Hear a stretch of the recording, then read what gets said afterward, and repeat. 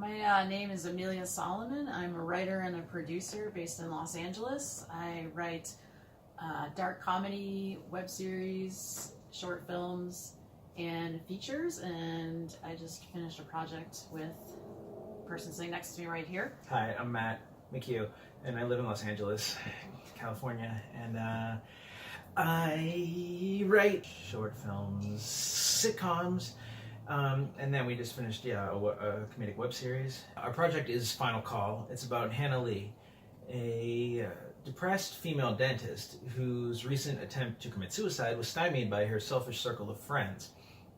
And she soon finds herself counseling others by working at a suicide hotline, which strangely, given her not very enthusiastic demeanor, she excels at.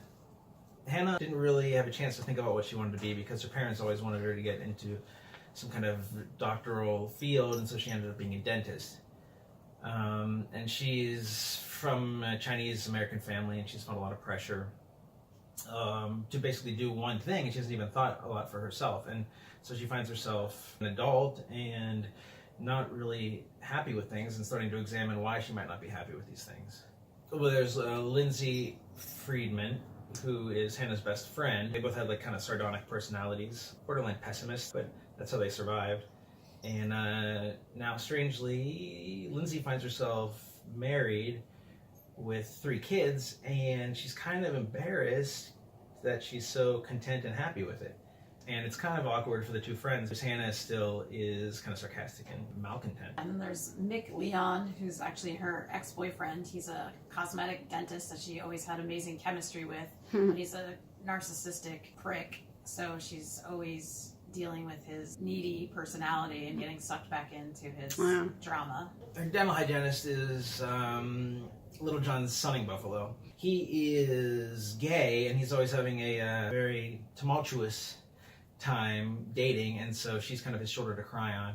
I guess we can talk about Matilda McCrae. Matilda McCrae. You can tell about Matilda McCrae. Matilda McCrae, who's actually ends up being Hannah's boss at the suicide hotline when she starts working. Matilda is kind of a very pious Christian woman who's completely optimistic and counsels people with love. Yeah, I think Matilda is so upbeat that a lot of the depressed people kind of don't trust her because they have such an opposite personality. Well, the tone is definitely, it's a dark comedy, kind of similar to Better Things, Fleabag, and Smilf. So it's definitely edgy and dark. We don't really hold anything back. The project is set in San Francisco. When the story opens, we learn that the prior year she had decided to make a New Year's resolution that she had 1 year to get happy or die trying. New Year's Eve the following year, and she's still miserable. So she makes a plan that she's gonna jump off the Golden Gate Bridge, but unfortunately the day she plans to do that, her plans keep getting interrupted by different people in her life. And then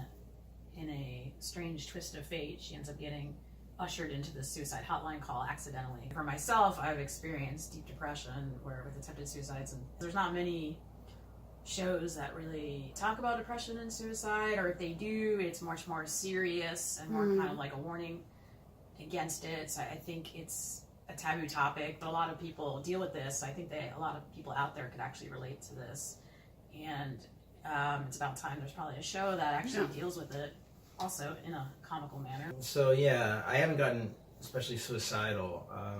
I just live in my depression. He's less dramatic than me, maybe. I guess less dramatic. But I think a lot of people deal with depression and sadness with kind of sarcastic or sardonic humor.